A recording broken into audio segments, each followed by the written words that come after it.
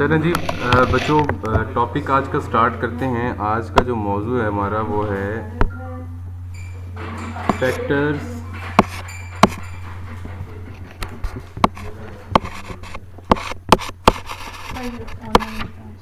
Factors affecting the London dispersion forces. Factors affecting the London dispersion forces. ठीक है जी, factors affecting the London dispersion forces. ठीक है जी, तो ये हमारा आज का टॉपिक है। तो इसको जो है वो हम डिस्कस करते हैं। देखिए, सबसे पहला जो फैक्टर है हमारे पास, वो पहला फैक्टर वो है आपके पास size of molecule. Size of molecule, molecule का size, size of molecule, molecule का साइज। देखें, मैं एक एग्जांपल देता हूँ आप लोगों को कि फॉर एग्जांपल आप लोगों को जो है वो क्लासरूम के अंदर वाइट बोर्ड के अंदर मैं एक छोटा सा मार्क बना के दूँ, एक टेनिस बॉल जितना मार्क, और आप लोगों को कहा जाए कि वहाँ पे जो है वो आप लोगों ने अपने डोर से खड़े होकर निशाना लगाना है, तो शायद क्लास में से जो है वो कोई रेयर केस हो जिसका जो है वो निशाना वहाँ पे लग जाए। लेकिन अगर मैं जो है वो एक फुटबॉल के साइज़ का या उससे भी बड़ा जो है वो कोई टारगेट एरिया बनाऊंगा, तो वहाँ पे जो है वो डेफिनेटली तमाम के तमाम जो है वो इजीली स्ट्राइक कर सकेंगे। ठीक है, इसी तरह से जो आप लोगों को समझाने का मकसद था वो ये था कि अब हम यहाँ पे ना कंपैरिजन करते हैं। ये देखें, दो छोटे मॉलिक्यूल्स हैं, ये आपस में टकरा रहे हैं, और ये आपके पास हैं दो बड़े मॉलिक्यूल, ये आपस में टकरा रहे हैं। अच्छा, ये आपके पास उससे भी बड़े मॉलिक्यूल हैं। ठीक है, अच्छा मुझे ये बताइएगा, ये आपके पास ए केस है, ये बी है, ये सी है। देखिए, सबसे ज़्यादा रिपेल कौन से मॉलिक्यूल्स करेंगे, ए केस में, बी केस में या सी केस में? आपको क्या लगता है? सी हाँ जी, सी केस में। सी केस में। देखें ना, सी केस जितना है। बड़ा साइज होगा, साइज जितना ज़्यादा बड़ा है, सी केस। साइज जितना ज़्यादा बड़ा है आपके पास, तो उसकी आपके पास इलेक्ट्रॉन डेंसिटी भी तो उतनी ही ज़्यादा है। और इलेक्ट्रॉन डेंसिटी अगर आपके पास ज़्यादा है तो ऑब्वियसली दूसरा मतलब ये हुआ कि उनकी आपस में जो डिस्पर्शन होगी, जो डिस्टॉर्शन होगी, जो इंस्टेंटेनियस और इसके अलावा इंड्यूस्ड डायपोल बनने के जो सिचुएशन होगी, चांसेस होंगी, वो आपके पास डेफिनेटली ज़्यादा होंगे। ठीक है जी, तो इसको जो है वो हम क्या कहते हैं, ये हमारे पास क्या है, साइज ऑफ मॉलिक्यूल का मतलब ये है कि जितना साइज ऑफ मॉलिक्यूल ज़्यादा बड़ा होगा, जितना साइज ऑफ मॉलिक्यूल ज़्यादा है आपके पास, तो उतना ही strength of London dispersion forces भी ज़्यादा होंगी। तो मैं यहाँ पे जो है वो एक फैक्टर बना देता हूँ कि is directly proportional to strength of London dispersion forces. ठीक है जी, ये साइज ऑफ मॉलिक्यूल जो है वो लंदन डिस्पर्शन फोर्सेस की स्ट्रेंथ के क्या है आपके पास, डायरेक्टली प्रोपोर्शनल है। ठीक है, तो ये हमारे पास पहला फैक्टर हो गया कि जितना बड़ा आपके पास साइज होगा मॉलिक्यूल का, उतनी ज़्यादा उनके अंदर लंदन डिस्पर्शन फोर्सेस की स्ट्रेंथ ज़्यादा होगी, and vice versa. Clear everyone? अब मैं आपको एग्जांपल देता हूँ इसकी, कि फ़र्ज़ कीजिएगा आपके पास F2 Cl2 Br2 और I2। जब हम डाउन द ग्रुप जाते हैं तो हमारे पास जो साइज है वो क्या होता है, वो इंक्रीज होता है। साइज इंक्रीजेज, साइज क्या होता है आपके पास, इंक्रीज होता है। इसलिए लंदन डिस्पर्शन फोर्सेस भी आपके पास क्या होती हैं, इंक्रीज होती हैं। ठीक है, तो यही रीज़न है ना आपके पास कि जो आपका आयोडीन है वो सॉलिड है। ठीक है, ये ब्रोमीन आपका लिक्विड है, जबकि आपके पास ये दोनों आपके पास क्या है, गैसियस फॉर्म में मौजूद हैं। तो फ्लोरीन और क्लोरीन का साइज ग्रुप में छोटा है आपके पास, इसलिए वो गैसियस फॉर्म में है, ब्रोमीन लिक्विड में है और आयोडीन सॉलिड में है। और डाउन द ग्रुप आपके पास इनके मेल्टिंग और बॉइलिंग पॉइंट भी क्या होते हैं, बढ़ते हैं। इनके मेल्टिंग पॉइंट और इनके बॉइलिंग पॉइंट भी क्या होते हैं आपके पास, इंक्रीज होते हैं। तो इसको क्या कहा जाता है, ये हमारे पास पहला फैक्टर है कि if the size of molecule increases then the strength of London dispersion forces also increases and eventually the melting and boiling points also increases। अच्छा जी, मुख्तलिफ सवाल इसमें से पूछे जाते हैं, उन सवालों की नौइयत मैं आप लोगों से शेयर कर देता हूँ। जैसे अगर फॉर एग्जांपल सवाल पूछा जाए आप लोगों से, शॉर्ट क्वेश्चन की फॉर्म में आप लोगों से सवाल पूछा जाए कि Y F2 is a gas while I2 is a solid। तो आप लोग क्या कहेंगे कि F2 का साइज छोटा होता है, उसमें लंदन डिस्पर्शन फोर्सेस वीकर होती हैं, इस वजह से वो गैस फॉर्म में, जबकि I2 में साइज सबसे ज़्यादा है, लंदन डिस्पर्शन फोर्सेस की स्ट्रेंथ भी आपके पास ज़्यादा है, इस वजह से आपके पास क्या कहा जाता है कि उसकी वो आपके पास सॉलिड फॉर्म में मौजूद है। इसी तरह से शॉर्ट क्वेश्चन एक और इसमें से पूछा जाता है कि why the melting and boiling points of halogens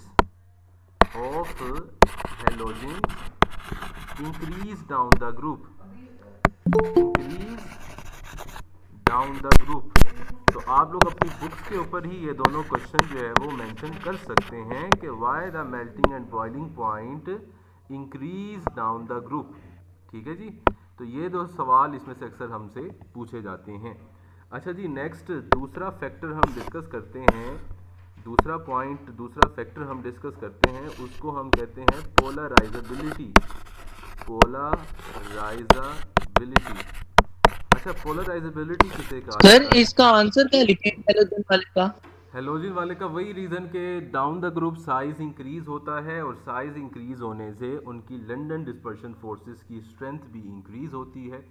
that is why आपके पास जो मेल्टिंग और बॉइलिंग पॉइंट्स हैं वो भी इंक्रीज होते हैं डाउन द ग्रुप। अच्छा, अब देखें, तमाम बच्चे जो है वो अक्सर बच्चे अवॉइड करते हैं, वो इनके टेबल एक मौजूद है किताब के अंदर, उनके मेल्टिंग और बॉइलिंग पॉइंट की वैल्यूज़ लिखी हुई हैं।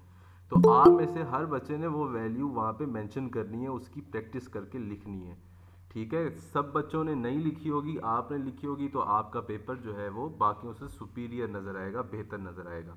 तो जो बच्चे अच्छी अटेम्प्ट करना चाहते हैं, अपने मार्क्स लूज़ नहीं करना चाहते, तो वो कोई भी चीज़ मिस नहीं करेंगे इन तमाम टॉपिक्स में से। ठीक है जी, तो पोलराइजेबिलिटी है नेक्स्ट हमारे पास। पोलराइजेबिलिटी किसे कहते हैं, ये मैं आपको पहले डेफिनेशन बता देता हूँ इसकी। डेफिनेशन इसकी ऐसी है कि आप लोग पहले से जानते हैं लेकिन टर्म से वाकिफ़ नहीं थे। ये अभी हम कल और आज में जितना भी टॉपिक डिस्कस करते आए हैं कि नॉन पोलर के अंदर जो आपके पास किस तरह से फोर्सेस ऑफ अट्रैक्शंस डेवलप होती हैं, कैसे इंड्यूस्ड और इंस्टेंटेनियस डाइपोल बनते हैं, तो इस अमल को पोलराइजेबिलिटी कहा जाता है। और ये जितनी ज़्यादा एक्सटेंट में बन सकता है आपके पास, उसी को पोलराइजेबिलिटी जो है वो कहा जाता है। तो हम इसे कहते हैं द एक्सटेंट कहते हैं उस लिमिट या हद को। ठीक है, उस लिमिट या हद को, the extent to which the molecule, sorry ये कर लेते हैं इस तरह से, the extent to which the electron density of molecule can B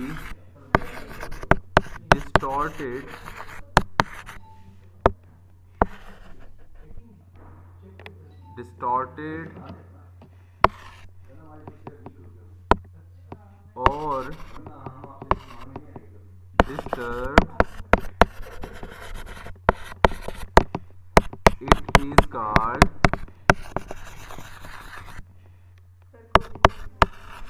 polarizability.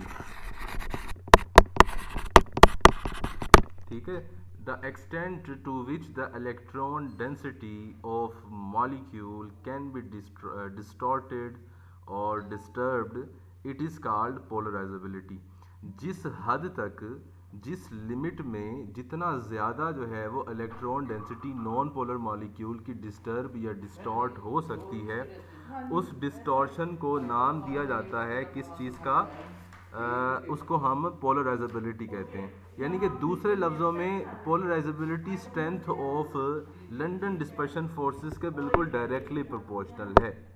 ठीक है जी, strength of London dispersion forces के ये डायरेक्टली प्रोपोर्शनल है। तो हम यहाँ पे कह सकते हैं कि पोलराइजेबिलिटी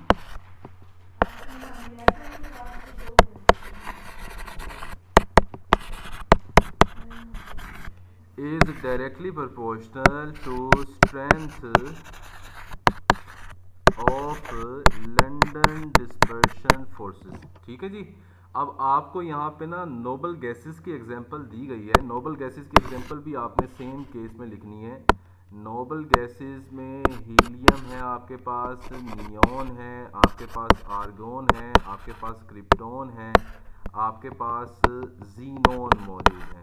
ठीक है, तो डाउन द ग्रुप आते आते इनका साइज भी आपके पास इंक्रीज होता है, साइज इंक्रीज होता है, और इनकी जो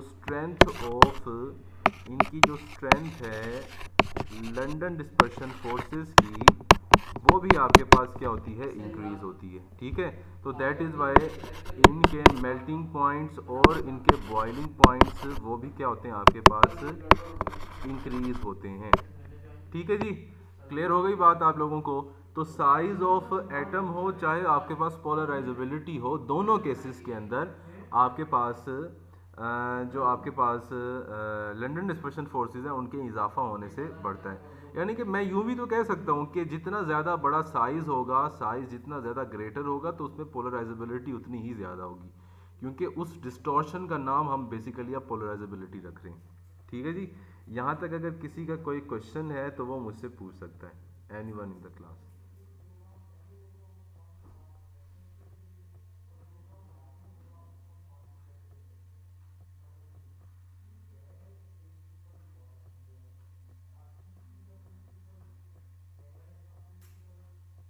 हाँ जी, कोई सवाल?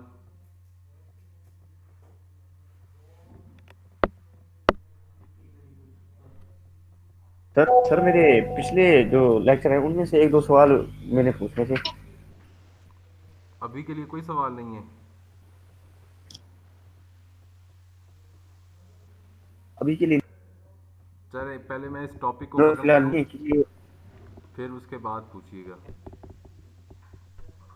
अच्छा जी, तीसरा टॉपिक है हमारा, तीसरा जो सवाल है हमारा, अपना तीसरा जो फैक्टर है हमारे पास, वो है number of atoms. Number of atoms, ठीक है जी। अच्छा, नंबर ऑफ एटम्स आपके पास ना ये बुनियादी तौर पर ऑर्गेनिक मॉलिक्यूल्स के लिए है। आपको होता है ना, ऑर्गेनिक मॉलिक्यूल्स में जो साइज़ आपके पास होता है वो बेसिकली चेन के लिहाज से होता है। ठीक है, तो जितना बड़ा मॉलिक्यूल होगा उसकी बेसिकली चेन आपके पास उतनी ही ज़्यादा होगी। अब फॉर एग्जांपल मैं कंपेयर करता हूँ यहाँ पे मीथेन CH4, ठीक है, ये आपके पास गैस है। इसी तरह से मैं यहाँ पे कंपेयर कर रहा हूँ आपके पास C2H6, ये है CH3CH3, दो की चेन है। अच्छा, ये है इथेन, ये भी आपके पास गैस है।